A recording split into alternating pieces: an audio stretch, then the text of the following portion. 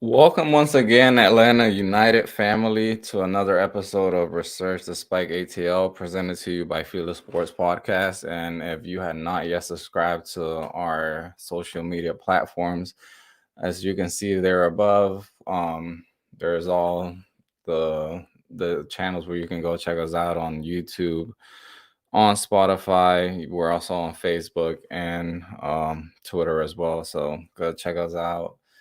Uh, Sending some good vibes here to our co-host Tommy, which he's been feeling somewhat down, but he's getting there. He's getting there. You know what made me feel better? Joseph, Joseph. Uh, I bet that cheered you up a good bit. uh, and what are the odds that it's LGP that gives him the penalty kick to win the game and to get his 100th goal? I mean, just perfect, perfect. It was kind of weird in a way because, like, I don't know, like, in a way, like, it wasn't like I don't think like he was meaning to put his hand in the way, but I don't know, man. That's how sometimes it is. That's how. He tried. He was like putting it backwards, and it hit like I mean, it was unnatural for sure.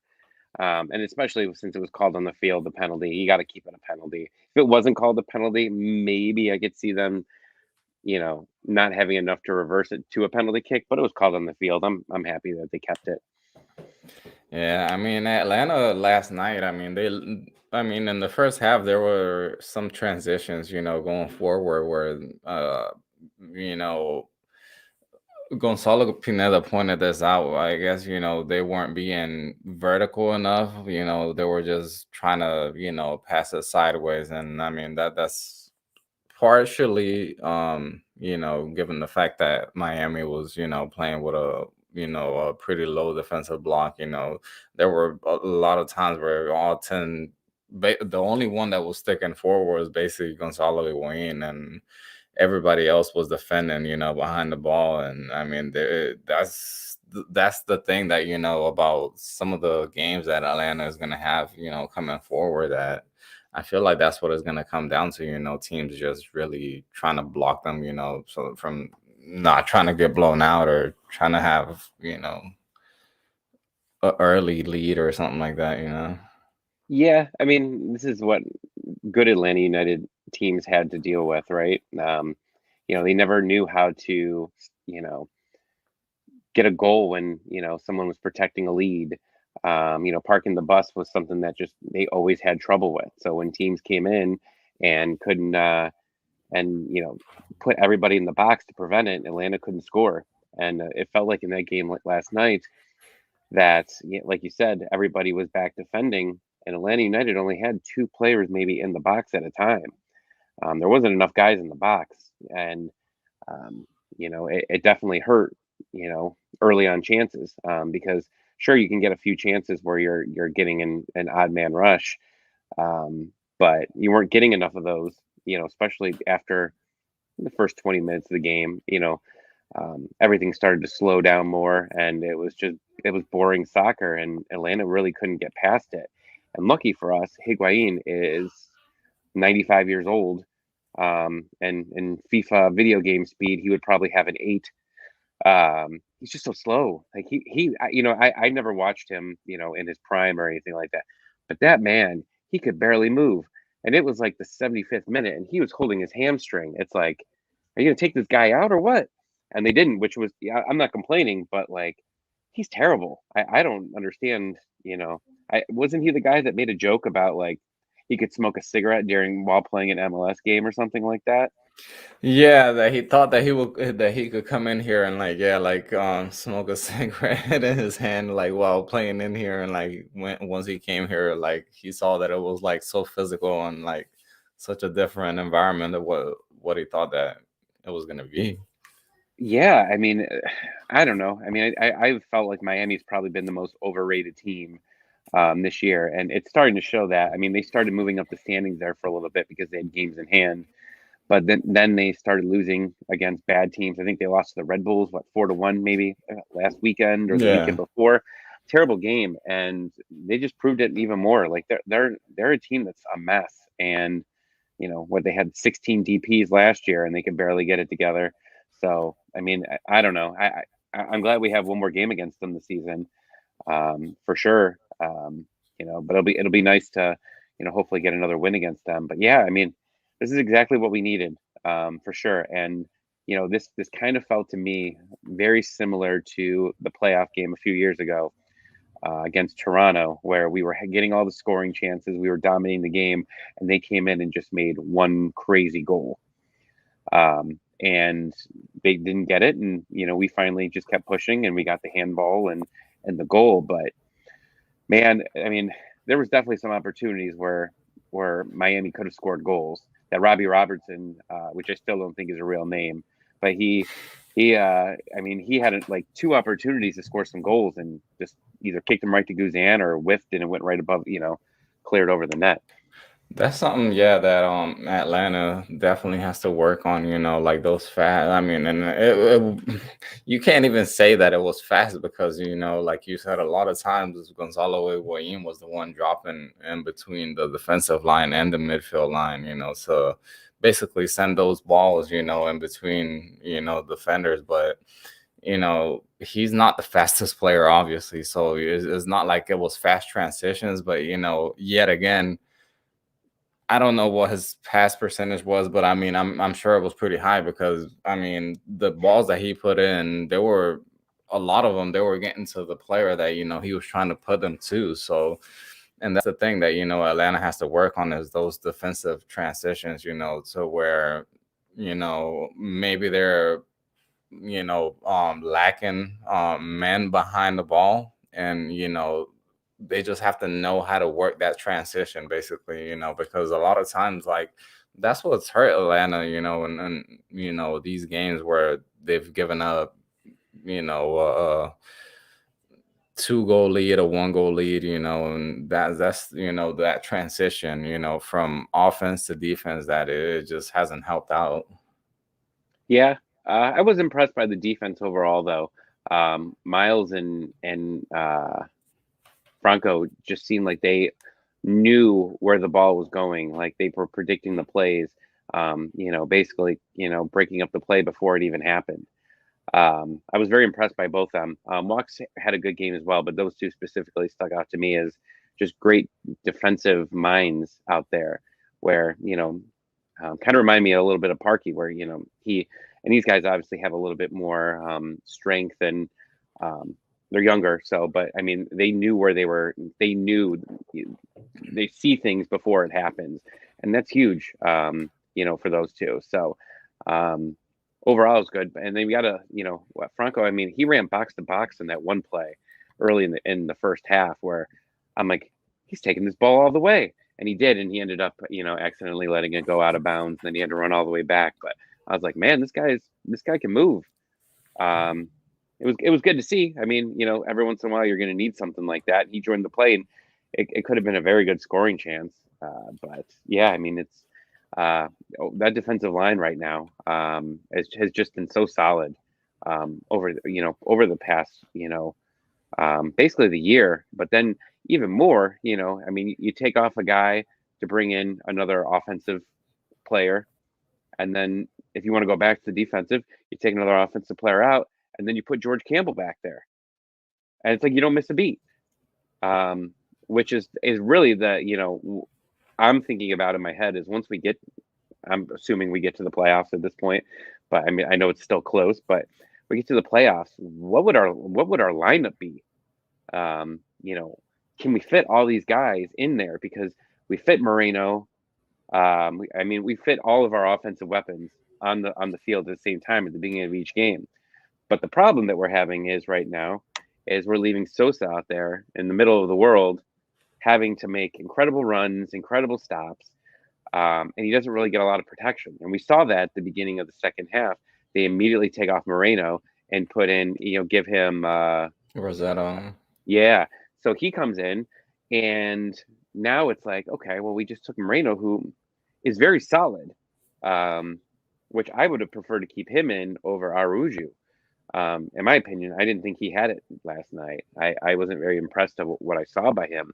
But the question is you go into a playoff game. It's a one elimination playoff game. You can't make mistakes.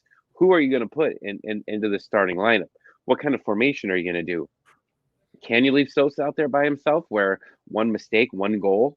We just talked about it earlier where they can't, if a team bunkers down against them and now they're down 1-0 early on because, the midfield couldn't get back to help Sosa, the game's done. That's something that I think that Gonzalo Pineda is gonna have to definitely work on, or not work on, but he's gonna have to realize when it comes to games. And you know, this game actually coming up against Montreal this Saturday, I feel like that's gonna be the test whether he's able to recognize, to be playing with two holding midfielders, or two center midfielders, Rossetto and Sosa, or just to either play Sosa or Rossetto, which I doubt he'll do that. I mean, given the fact that it's an away game, it's against a rival as well. That it's looking to get into the playoffs as well. I mean, they're sitting below the line right now, but yet again, they're still in the hunt. I mean, they're in eighth place and with 37 points, but I mean, there's a four-way tie, with 39 points between New York City, Philly, Atlanta, and Orlando, which, that's I don't know how Orlando can go from going like third to sitting all the way in seventh place, but I mean, that's how the East is right now. I mean, they're, you know, just one simple mistake. I mean, like you said, it can cost you, everything. I mean, not just in the playoffs. That's if you're even able to make it to the playoffs. I mean, just right now in this playoff race, I mean, everything is tight right now in the middle part of the Eastern Conference. I just booked my hotel for decision day, so I figured that game's going to be big against Cincinnati. I mean, the Eastern Conference There's definitely is crazy. a lot gonna be that is gonna be played for that day. I feel like whether somebody hosts a home game during the playoffs, or I feel like whoever, I obviously Revolution are most likely gonna have the bye, but I Oh, mean they're getting the everybody bye. Yeah. else, yeah, everybody else is fighting to have that home game. Yeah, yeah, it should be interesting to see what happens here. At least in a couple of weeks. But you look at, one loss can really hurt you. And you saw New York City, they blew it against Chicago, and then Chicago fired their coach immediately right after. So, but I mean, one loss can really just destroy you right now. And there's not really a lot of a room for error going forward. So, this is the last game coming up on Saturday for 14 days or something like that. So yeah, I mean, this is huge. They got to throw it all out there, and it's gonna be curious to see.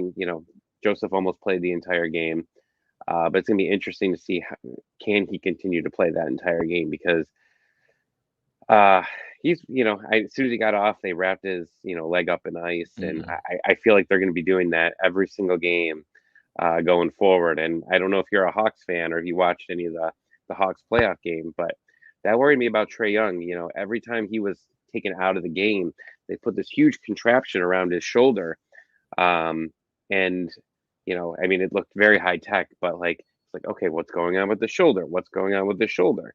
And he struggled sometimes with it, but then he come in and it was like there was nothing wrong with him. But this is going to be something that they're going to have to monitor, and unfortunately, we still don't have a guy that's going to be able to come in and be the backup for Joseph. Can't do double false nines and all this. We need a striker. This team, you could tell they need a striker, but Kubo and Conway just aren't it. And again, if it comes down to playoffs, I mean, Conway's only scored one goal. I think two goals total for this team since ever, and they've all been off great headers. Kubo's, I still think, has 0 goals. I don't think he's ever Yeah, scored. He scored a yeah. PK and it didn't count a couple years ago against Miami. But yeah, last season he scored against Miami and it didn't count because Barco was offside or some garbage. But yeah, we don't have anybody else. So That's something that is gonna be interesting, going into this offseason, whether, Atlanta United I mean, personally, I mean, I see players like Miles Robinson and Ezekiel Barco gone. I mean, I feel like they're going to be gone this offseason. Now, is it going to come down to whether how Atlanta is going to spend that money, whether they're going to go out, and spend money on a striker, which I mean, I feel personally like, like it will be like the smartest move because, yeah, you can't be relying on Joseph. I mean, I know Gonzalo Pineda said that he had good communication with Joseph, in the sense that he felt like there was something wrong with his knee. He will tell him immediately, so he will take him out, and try to prevent like a further injury and stuff like that. But yet again, I feel like you just don't know, man. Like being out on the field, especially playing in turf with. I mean, there's a lot of home games that are going to be coming up. I mean, I don't feel like there should be any possibility of like risking him, basically, because there's like basically a team, like whether I know like a lot of people are criticizing why or like Joseph wasn't playing on Saturday against Philly and all that, and that we're missing his attitude and everything. But yet again, like this is where I'm going back to the point that I was like just saying just now, like we can't really be relying on him.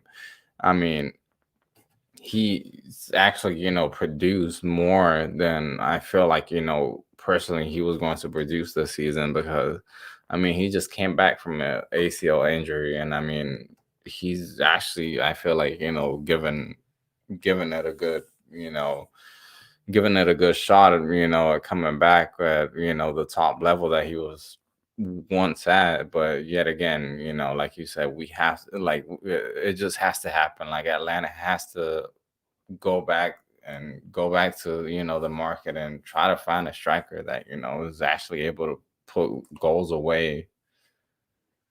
and is willing to sit on the bench for quite a few games. Bradley Wright Phillips was a guy that I personally wanted.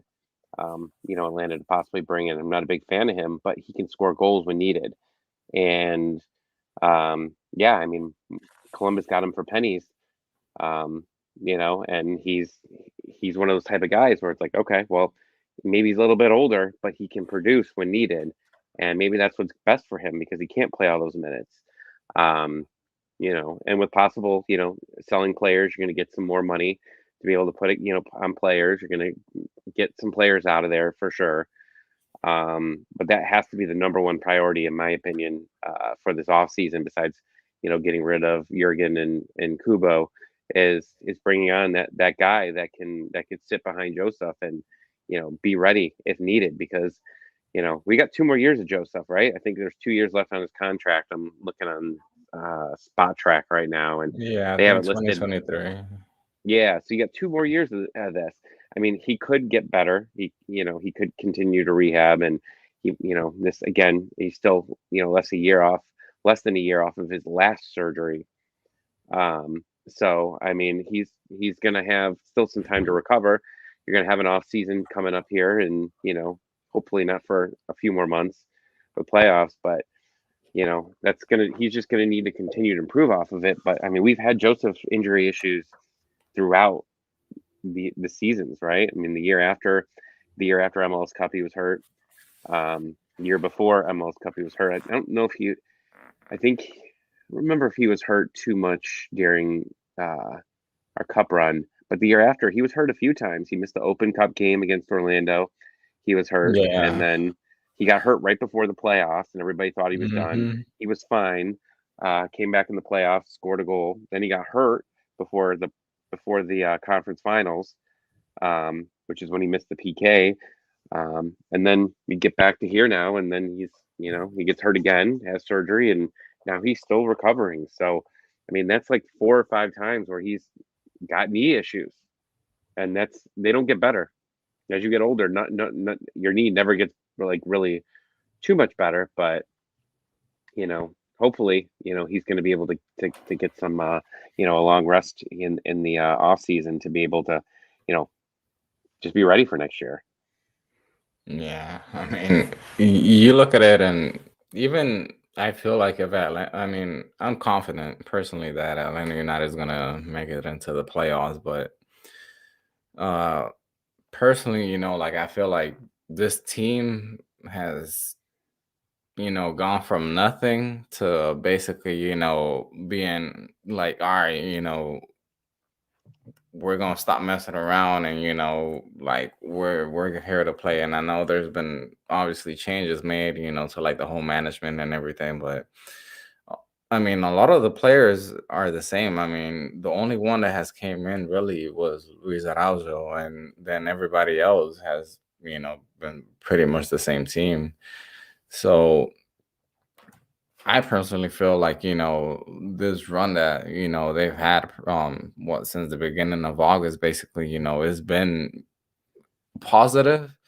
And, I feel like, even if they don't have like a deep playoff run, somehow or another, there's still going to be like a lot of positive feedback, because there was, like a whole locker room turnaround, like, like I said, from the beginning of August to where you didn't see that, going into the end of June, July. I mean, it was like a whole different aspect, of um, the team, like the whole morale. And um, I know like some of the people that work basically like really close to the team. I mean, they've been talking about like the whole vibe just really changed, and I mean, I feel like the team itself, the players are gonna feed a lot off of that, and are gonna try to come back and want more from that, from the next season or going on to the next season.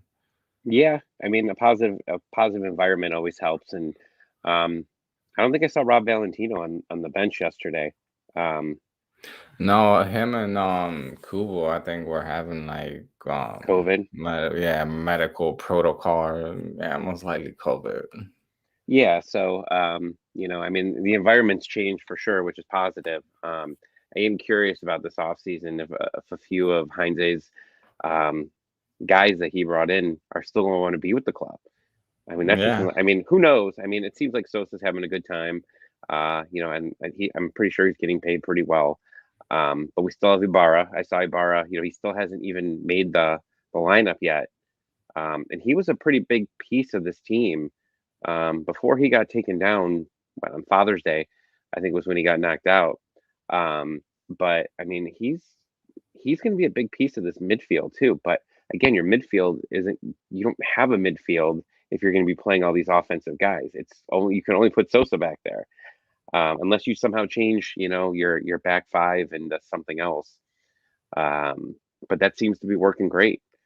Um, I'm gonna say something a little controversial. I'm not sure if Brooks Lennon is good. Um, I don't know. I like Brooks Lennon and I like his I talk. mean, it's not controversial, I feel like, because like he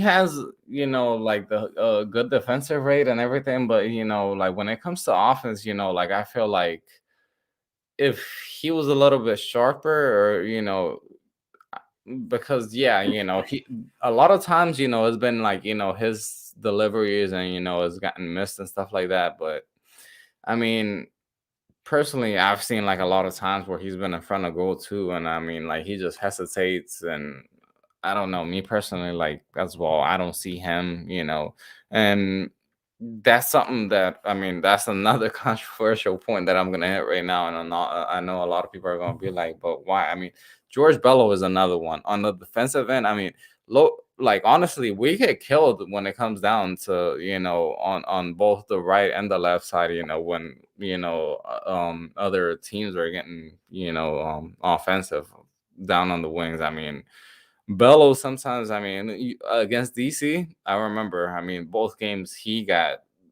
torn up, honestly. I mean, and Brooks Lennon, now he's got some type of backup, you know, with Luis Araujo, with, he's tracking back somewhat, and trying to like basically play and, help on defense. But yet again, I feel like, that's an aspect that we have to fix, playing, well on the wings.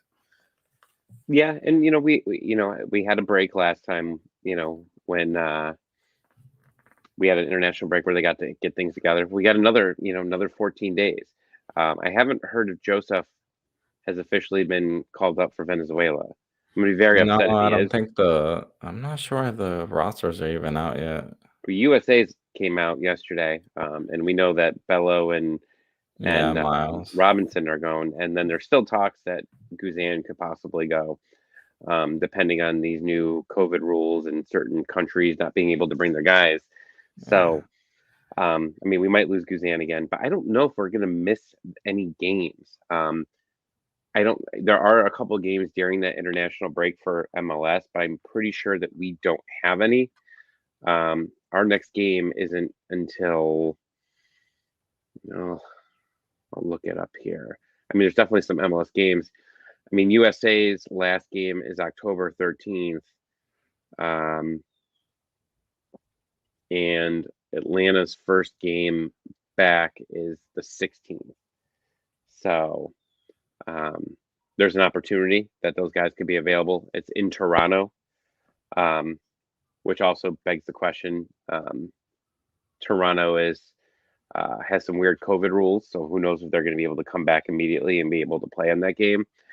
Um, but yeah, I mean, What's there's a risk. interesting to me though, like all the other fixtures, that are going on, basically between like the top, not the top, but like that middle pack, basically, like DC against Nashville, after that World Cup qualifiers break. Uh I mean, you have Columbus. Columbus Crew against Miami. I don't think that's much of a deal, but yeah, between them, they're trying to get into that playoff hunt. But I mean, there's a lot of games, in between, and I feel like Atlanta, um, going back into the talking into the Philly game, this past Saturday, I feel like they didn't play great. I mean, I'm not gonna sit here and lie and say they played great because they didn't. But I mean, if they were or they would have been able to put those or get those 3 points, I mean, you could have been sitting as high as third or fourth, up there with DC, and I think we would have been tied in points with them. Just the goal differential, I think would have put us in fourth if I'm not mistaken. But I mean, that's how much you look at it right now, and I mean, it's just a close playoff run. Yeah, I mean, the two main games you have left, I mean, against teams that are legitimate playoff threats, are really Montreal and New York City. Yeah. I mean, those are the two big ones, and everyone else is pretty much at the bottom of the table. So you're going to see, these guys resting people. These teams at the bottom, sometimes they don't play a lot of their guys, and they might be a little bit more conservative and want to play rest their guys for home games. I think we saw that a few weeks ago when I think Toronto was here. I don't Yeah. remember who it was. Yeah, I think it was Toronto. They sat a lot of their guys in there because they want to get their main guys playing at home so they can make their fans happy. And there's a lot of teams that aren't going to have much to play for, so you could see them playing younger guys. You could see them resting some of their guys if they're playing in Atlanta. So I mean, all that really equals is good things. Cincinnati is going to be one of those. I mean, they just fired Jeff Stam. I mean, it's going to be interesting, what they end up doing, the rest of the season or even going into the next season.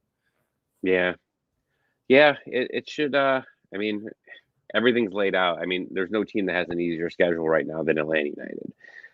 They're the easiest ones, and I think Orlando has the hardest. So And it it should shows be it now that interesting. they're below, now that they're sitting below us. They are probably. I would say that I would put their playoff chances at like 10%. Because when you look at their schedule, they've got ridiculous games. They've got DC. They got Cincinnati. They have Orlando. I'm sorry. They have Montreal. Then they have the Revolution, Columbus, Nashville, and then Montreal again. Yeah, that sounds That sounds like a stacked schedule. Yeah, but they did come back yesterday. They were down 2-0, and they did come back and tie Nashville. So Nashville blew a 2-goal lead, which is always good to see. Just because everybody's been pushing Nashville as this the second biggest threat in the East, and I don't know. I've never found them overly impressive, but I think that they can definitely be beaten. But you have to get it, have a good game against them. I mean, they're never really solid. I mean, like you said, I mean, I think they're the team with the most ties. I mean, in all of MLS, I mean, they have a lot of ties. I mean, it's a team that a lot of times, is not like basically. I feel like they're in a way like somewhat like Atlanta United. When it comes down to the defensive transitions, they just really haven't been able to like uh, be solid in the back line, but they have been able to put goals in the back of the net. But it's just when it comes down to the defensive side, and I mean that's really when you really have a championship contender team. Like you're able to have a solid performance. I don't know if you saw the game Kansas against the Sounders this weekend.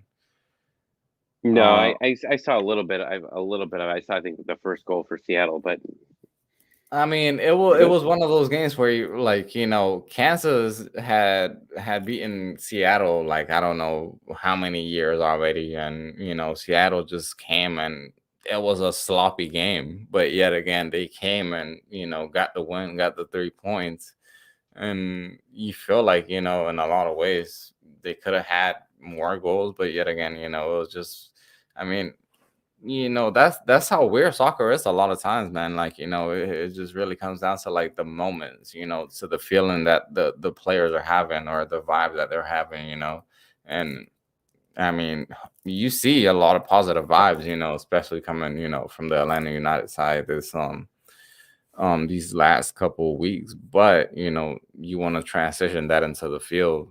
You have seen it, I feel like moments here and there, but it just has to be more, I feel like more concrete, like, more stable, like throughout the 90 minutes, not just 50, 60 minutes. You know what I mean? Yeah, yeah. Um, I don't know. I don't really know what to expect coming up here. Just across the board, these coming games, the playoffs. It's going to be a really weird year. I think for playoffs, it's going to be really entertaining. But if you're Atlanta, you're probably going to have to, just assuming, say we get the third seed. I mean, Nashville's not out of it. I mean, it hasn't locked out number two, but you might have to go through Nashville, and then you might have to go through the Revolution. Going to be rough, and you're going to face both those teams on the road. So you're going to need a pretty big, pretty big run to be able to make it to the finals. But who knows? But they got to play better than they did against Philly. I don't think we really talked about the Philadelphia game. I don't want to either, but that was the worst. That was a Heinze game. There, everybody was sloppy. Mm-hmm. Their passes were Mm-hmm. terrible. You know, we got a road game coming up in the next couple days.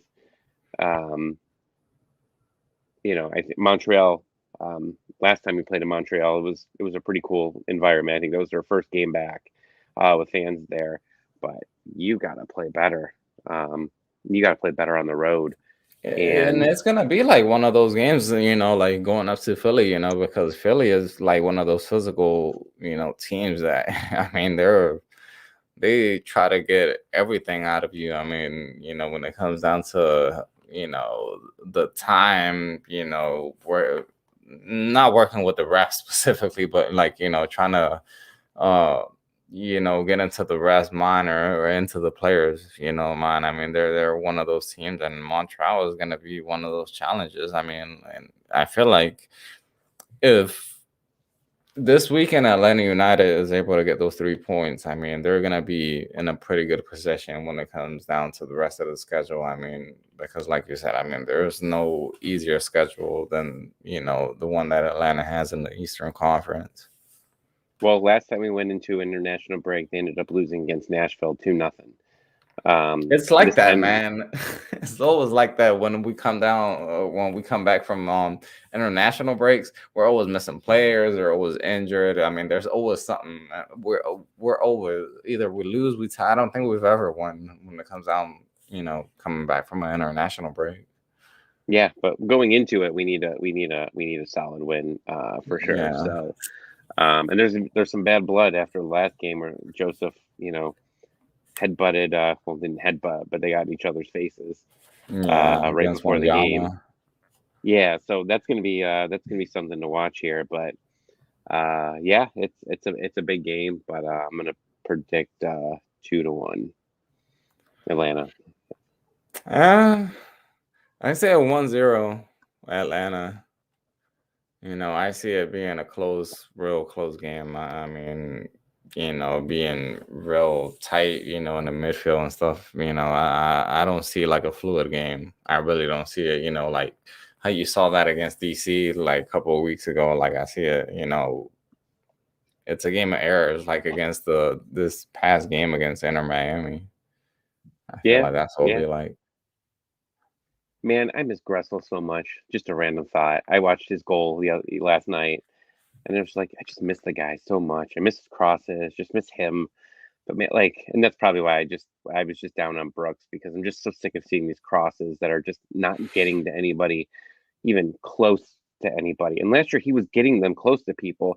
It's just that Kubo couldn't score, and who was the guy we had? The tall dude. Uh, oh my god, I can't even think of his Adam name now. John. Yeah, yeah, that guy. Oh god. Yeah, Adam John. I mean, like they were getting to him too, and they weren't going in. I was like, okay, this guy's crosses are legit. I mean, now maybe it's just because they're stacking the box because of Joseph. Maybe that's just what they're doing, and he's not. But he's got to do something else. These just crosses. I mean, it's just not working. Uh, there. So And I just mean, venting. going back to what we said, I mean, or to what I said, I mean, even with the Bella situation, I mean, you look how many opportunities he's had on, like, with like through balls and being in front of goal or having that final decisive pass, right before a goal, and I mean, he's not able to do that, and I mean, that's the difference maker. When I personally feel like, that's what he needs to work on, and same as Brooks Lennon. I mean, they're both good players, and I mean, they've, given it all, I feel like, for Atlanta, but I mean, that's something that I personally feel like, you're like, all right, you're right in front of goal and you're not able to put the goal away, or, you're not able to see a clear chance. I mean, it's easier saying it than doing it, but yet again, that's what makes an elite, player, being able to make or be that difference changer, when everything is, just locked in. It was his cross into the box. I got LGP though, right? Yeah, it was. Yeah, Yeah, it I mean, I think was. he's done that twice. I think he did that in the Champions League game that they got us a PK. I forget. And I don't. I think it was a controversial one. I think it was like in the first round on the road when we got that red card from Guzan. That was the same thing. He crossed in the box, and I don't think it hit his hand. I think it wasn't a handball, but he caused it. It reminded me a lot of that. One last thing I gotta say is, how in the hell does Joseph give his 100th goal jersey to Breck Shea? I know, right? How Out of in the all world? people, I would have you gave it would to think. LGP and I said thank know, you for right? letting me have this. I couldn't believe it, and I guess I saw something on Twitter saying that he gave it to him because he asked for it. Like he said, like Breck sent him a text and said, "Hey, can I have your jersey?" And he still gave it to him. And you got Breck Shea's jersey back. That's like trading a quarter for $100. Jeez, oh man, I couldn't believe. I was like shaking. I'm like, how do you give this jersey away? Like anywhere, like you could have gave it to anybody else, and I would have been like, okay, cool. Could have gave it to Kubo, cool. No, you gave it to Breck Shea. You gave it to Come Breck on, Shea. man. No, I but couldn't believe seriously, it. yeah. No, you're right. Yeah, because like I saw that afterwards, and I was like, yeah, that was really on call for. It's the little things that send me into just complete fits. And that one last night, I was like screaming. That I screamed more at that than probably the entire game. Uh, and that one play where Bello didn't take down that guy on the 2-on-1, and they called a penalty on Bello. And then their coach was yelling at it. What's his face was yelling at the ref because they didn't give Bello Oh a yellow no. for it. I'm like, what? What? Oh, yeah. That ref last night was garbage too. But I don't know. We can't keep talking about this. This is Yeah, fun. man. Just little things that anger me. But yeah, Saturday should be fun. We got to enjoy it because that's all we got for 2 weeks. So Yeah, it will definitely be an interesting match. I mean, like we said, I mean, I personally feel like it's gonna be a tight one. I mean, hopefully we see Atlanta coming out on top and being able to put the 3 points away. yeah, I think I think we should see another positive result. Um, last question, because I keep saying last question, but Araujo, starter or super sub? For next game, a super sub.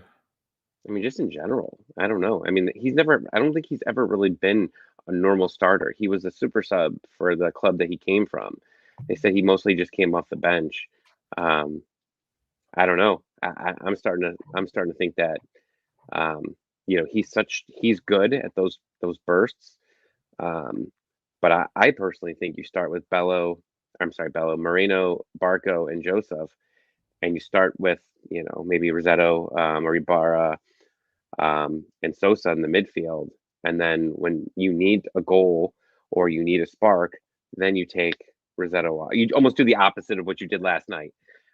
Take Rosetto off and then put Rosetto was Araujo. like that Tito Villalba that used to come off the bench and like he's like that guy that like he used to just sprint like just make that run. Like I feel like you say, Roger's not that type of player, to just sit there and play for like a 90 minutes or like from the beginning. He's that type of player that he's able to pick out its spaces and the moments, because you know we've seen that, but um, It's early maybe season though against for him. like weaker opponents because like we saw what against Cincinnati against that's when he had his first goal, and Orlando. yeah, against Orlando. So, this game, like, or the past game against Philly, this game against Miami, where they were sitting in low block, it was hard for him to, pick out those spaces and, be able to. I mean, defensively, I mean, like, even Gonzalo Pineda pointed that out. And I mean, and I did saw that, in the second half, he was, tracking back and, having some good defensive awareness. But, I mean, like you said, I mean, like I feel like he's more of a super sub, honestly. Yeah, I mean we'll see. The other thing that just hit my head is that he was coming in. He was going into training camp with his other club, so this is really early season for him. So he's only really played like 5 games this season or something like that. So he never got a opening, any games with his former club. He was in the middle of a preseason, so it is early season. So maybe he's got to build a little stamina up like everybody else does at the beginning of the year, which should be interesting. So he's going to have a really long. I mean, he had an off season, play a little bit, play for a few months, and then go back into the off season. So he should be pretty well rested to go into to next season with two real long periods of time off. Yeah. Yeah, man. Well, all right, guys. I think we're going to end up wrapping that up here. And I think, yeah, I don't think I've mentioned this, but the giveaway is next month. I know I had some people message me about it because they thought it was against this it was this game against Miami, but no, it was the one against Miami, but next month, October 27th, if I'm not mistaken. So be prepared for the giveaway. Like I said, go follow us on social media, FILA Sports Podcast, and on to the next one, guys. Hopefully, this weekend we get a win. We get the 3 points and, just get to wrap it up until the next one. They could win the jersey for Halloween and be Escobar for Halloween. Yeah, I know, right? All right. Well, Tommy, thank you for your time, and we'll see you guys until the next one. See ya.